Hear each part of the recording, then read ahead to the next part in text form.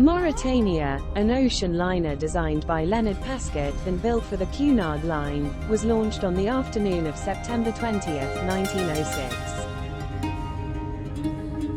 At that time, she was the world's largest ship.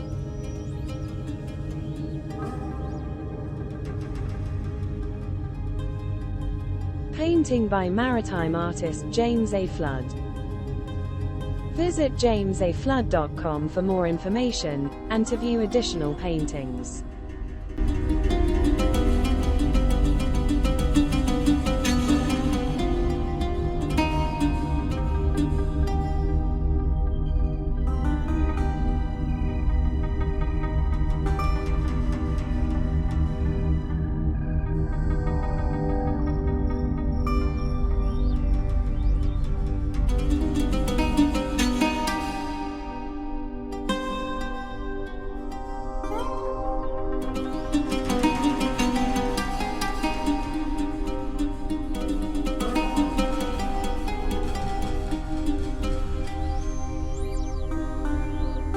Painting by maritime artist James A. Flood.